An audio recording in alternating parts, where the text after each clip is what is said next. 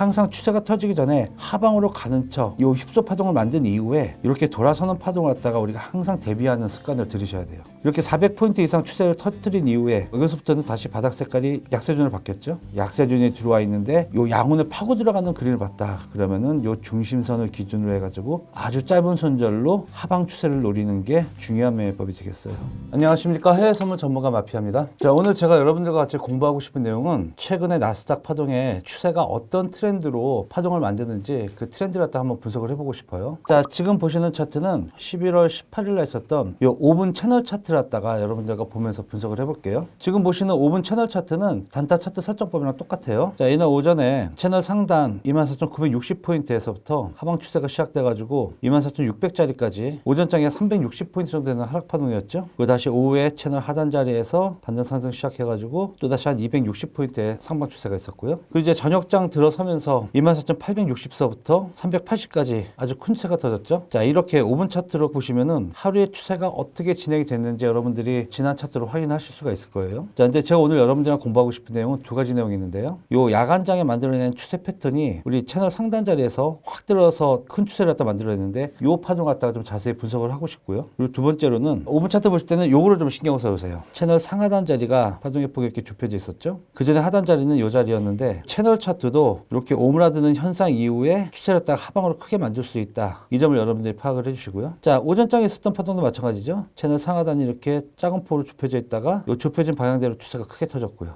자, 이렇게 채널 하단이 무너졌을 때 그 다음 저점까지 갈 수 있다. 요걸 갖다가 앞으로 우리가 공부를 많이 해보도록 하고요. 자, 같은 날 야간장에 이 추세가 터진 패턴을 갖다가 우리 1분 차트로 한번 분석을 해볼게요. 파동은 이렇게 채널 상하단을 갖다가 아주 납작하게 좁히면서 상하단 폭이 50포인트 안쪽에서 긴 시간 압축을 했어요. 아무래도 웅축이 됐다가 펴지면서 추세가 터지는 현상들이 있으니까 이 압축된 후에는 추세가 터질 수 있다는 거, 이걸 하나를 기억을 해주시고요. 처음에 채널 상단 자리에서 음봉이 떨어지면서 하방으로 가는 척 하다가 갑자기 반대 방향으로 확 튀었죠. 초보분들이 흔히 하는 실수가 여기서 하방 가는 척하는 이 음봉에 속아가지고 이 저점에서 매도를 치신다고요. 파동이 가는 방향대로 순진하게 따라가다가는 이 뒤에 나오는 큰 양봉을 맞고서 큰 손실을 볼 수가 있고요. 만약에 이 자리에서 손실을 봤는데 이번에 상방이구나 싶어서 고점 자리에서 매수 잡아서 추격을 하시면은 그 다음부터 추세를 왕창 맞아가지고 계좌가 로스컨 나는 경험들을 하실 수가 있을 거예요. 만약에 우리가 이 파동 갖다가 하방 추세로 예측을 하고 매도로 추격을 했으면은요, 채널 하단이 무너질 때 실패를 하더라도 짧은 손절로 처리하는 건 괜찮아요. 근데 이거를 하방 추세를 먹겠다고 저점에서 들어가서 손절 안 하고 버티시다가는 큰 반등을 맞을 수 있으니까 항상 추격 매매는 손절을 세팅을 하셔야 된다는 거 기억해 주시고요. 자, 우리가 대응할 수 있는 방법은요, 채널 하단에서 채널 안으로 들어올 때 매수 치는 방법이 하나가 있고요. 반대로 바깥에 튀어나갔다가 들어오는 자리에서 매도 치는 방법이 하나가 있어요. 이걸 갖다가 어느 조건에서는 매수가 유리한지 어느 조건에서 매도가 유리한지는 우리가 앞으로 길게 공부할 내용들이고요. 오늘은 이것만 기억을 해주세요. 파동이 채널 상하단 왔다 이렇게 한번 크게 흔들고 나서 채널 안으로 들어온 다음에 구름 색깔이 우문이었으니까 매도로 추세를 노리는 게 우리한테 훨씬 유리했고요. 그 다음에 우리가 중요하게 봐야 될 자리는 이 자리였어요. 하방이 시작됐는데 이 우문 상단 중심선 저항이 됐는지 이걸 갖다가 확인하면서 매도 대응하시는 게 가장 좋은 매매법이에요. 자, 이 뒷그림도 한번 분석을 해보면 이렇죠. 채널 하단 자리가 이렇게 있는데 하방 가는 척 했다가 확 돌려 세워버리죠. 그러니까 우리는 항상 이런 휩소 파동을 갖다가 예의주시하시면서 오히려 반대로 안으로 들어올 때 매수 쳐서 올라가는 게 훨씬 유리하다. 이렇게 기억을 해주세요. 자, 이렇게 앞으로 우리가 공부할 내용이 많이 있으니까요. 여러분들 저와 같이 공부를 하다 더 깊은 공부를 하고 싶으신 분들은 링크 드린 노란 카톡방에 들어오셔가지고 교육 일정도 여쭤보시고 그리고 개인적으로 궁금한 거 있으면 카톡방에 언제든지 질문해 주셔도 좋습니다. 자, 이번 페이지는 11월 19일 그 다음날 5분 차트로 여러분들 그날에 있었던 패턴을 다 분석을 해볼게요. 이날도 채널 하단 자리에서 반등 상승이 나와가지고 한 150포인트의 상승이 나왔고요. 상단 자리에서는 또 하방으로 패턴이 나왔네요. 그리고 좀 전에 봤던 그 그림, 채널 하단을 훼손하는 척 했다가 반대 방향으로 확 튀어 올랐죠. 오히려 우리는 요 휩소 파동 다음에 상방으로 돌았을 때 이런 자리에서 매수 타점을 잡아서 매매하시는 게 훨씬 유리하고요. 함부로 저점에서 추격하시는 거 아니에요. 그러면 전반적으로 이날 있었던 큰 패턴만 우리 분석을 해볼게요. 자, 이날 오후장에 450지역에서부터 상방 추세가 시작돼서 730지역까지 상방 파동을 갖다 봤네요. 그리고 나서 야간장에 한번 눌림을 크게 준 다음에 역시 휩소 파동 이후에 이 상방 추세가 아주 크게 터졌죠. 자, 우리 그 전날 파동도 거의 500포인트 넘는 파동이 야간장에 터졌고요. 이날도 400포인트가 넘는 파동이 야간장에 확 터졌죠.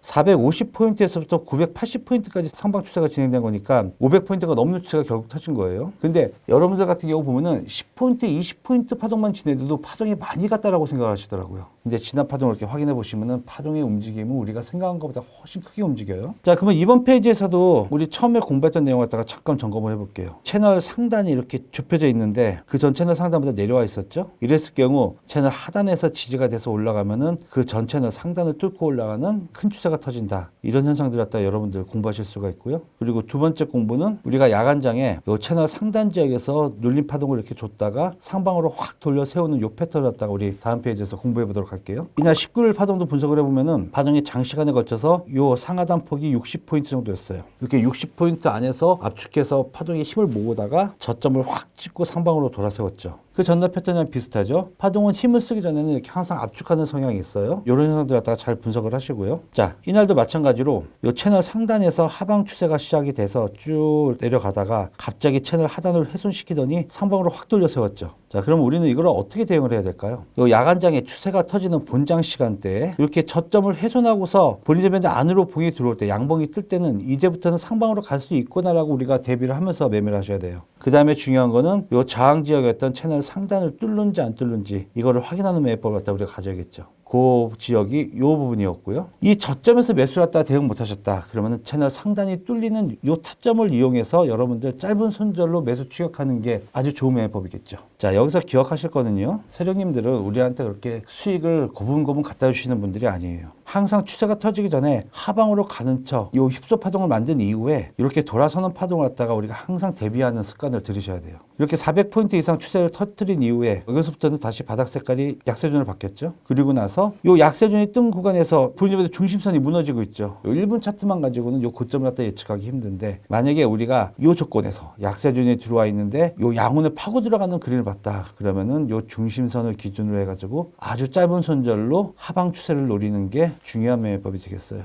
자, 오늘 처음으로 5분 차트를 설정해가지고 나스닥의 추세를 느낄 수 있는 법을 갖다 공부를 해봤는데요. 이 정도 공부 내용은 아주 시작에 불과하니까요. 여러분들 앞으로 저와 함께 공부를 깊게 하고 싶은 마음이 있으신 분들은 노란 카톡방 들어오셔가지고 저와 함께 공부하는 시간을 많이 가지셨으면 좋겠습니다. 감사합니다. 해외선물 전문가 마피아였습니다.